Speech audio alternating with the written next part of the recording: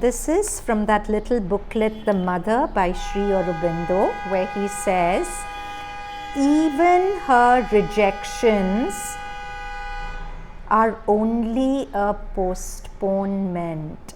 So I've prayed and prayed, let this happen, let this happen, let this happen, and it doesn't happen, and I feel rejected.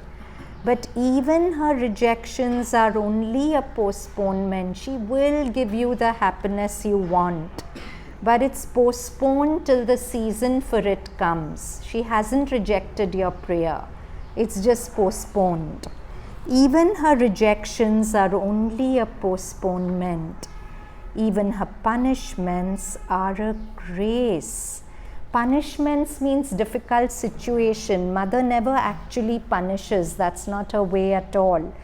But she sends us difficult situations and challenges not to punish us, but to make us more conscious, because difficulties are the time we are forced to become more conscious to survive.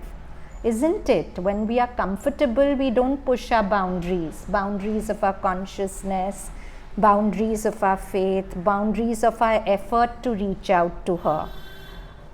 But it's only when things get difficult that we push our boundaries, and she sends us those difficulties so that the boundaries may be pushed, never to punish us. But her compassion does not blind her wisdom, nor turn her action from the course decreed.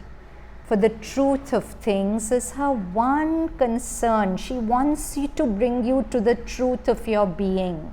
We are living in an artificial reality, and our mind is like an artificial intelligence inside us. It's not the truth. She wants to bring us to the truth of our being, and that is her main concern. For the truth of things is her one concern, knowledge her center of power, and to build our soul and our nature into the divine truth, her mission and her labor.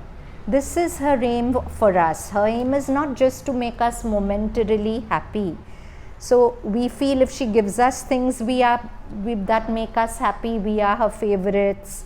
When things go wrong, we are not her favorites. But it's not like that. Sometimes when things go wrong, we are her maximum favorites, because that's the time her grace will help us the most to survive the difficulty. Now, this is from Thoughts and Aphorisms of Sri Aurobindo, page 80. Sri Aurobindo says, "This I have seen, that whatever God has withheld from me, He withheld in His love and wisdom. Had I grasped it then, I would have turned some great good into a great poison." Do you get the beauty of what he's saying? Whatever God withheld from me, like we have many young people here, and many of us, when we are young, we want to find our right partner. Or then when we are married, we want to have a baby. And this is an example, it can be anything. But sometimes it's delayed and delayed and delayed. But he's saying, whatever God withheld from me, He withheld in His love and wisdom.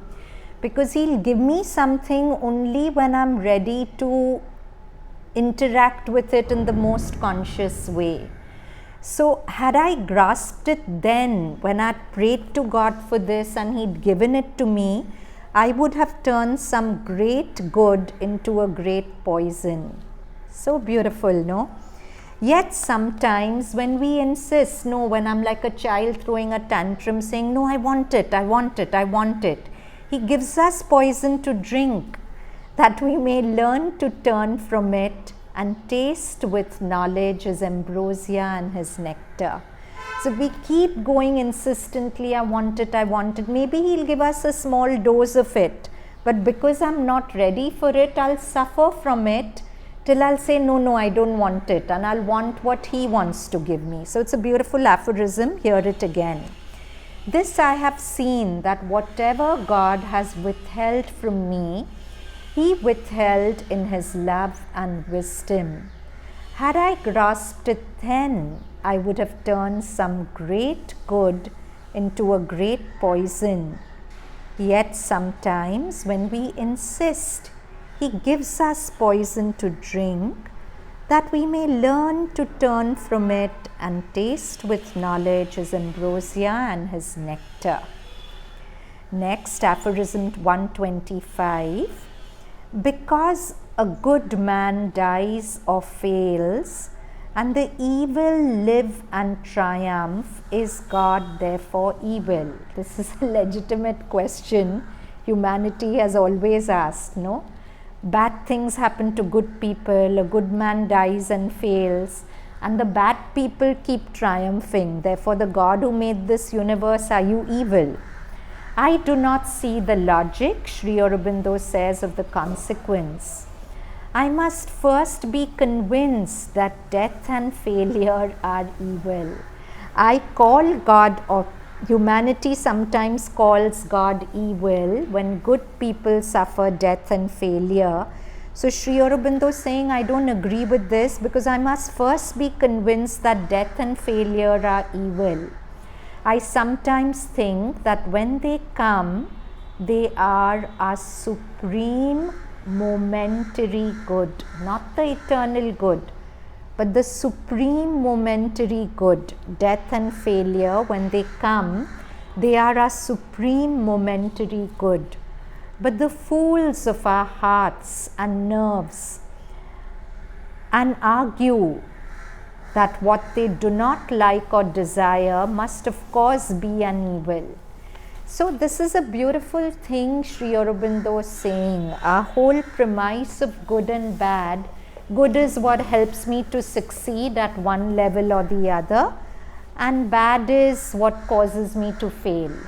But he's saying, question that. Firstly, are you convinced that failure is bad for you? Sometimes failure paves the way for the momentary good much more than immediate success would have been. So, Mother knows when to make us fail, when to make us succeed, but through it all she has our back. She knows what she's doing. And if you go by that, what kind of life have all the avatars had? What kind of death did Jesus have? How did Krishna die? Sri Aurobindo himself, then would you say evil was done to them? No. As he says, death and failure are the momentary good. It took evolution forward.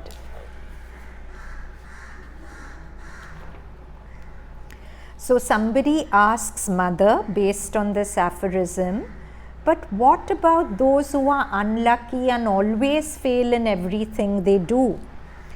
First, once and for all, Mother says, you should know that luck, good or bad, does not exist.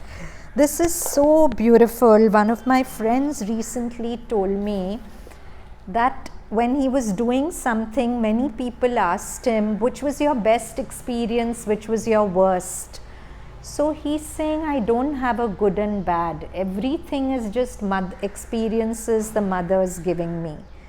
And it's so beautiful if we live like that without labeling experiences as good or bad. They are just experiences, they are just unfoldings of life in the eternal good. So again we come back to that very celebrated shloka in the Gita where Krishna is telling Arjun that my devotee, a real devotee of mine, is one who is in a constant state of Shubh, Ashubh, Parityag. Shubh is fortunate, Ashubh is unfortunate, Pari is fully, Tyag is renounced. He has fully renounced the distinction between fortunate and unfortunate because he takes everything that happens to him as coming from me, as the field of the eternal good, the field of Bhadram.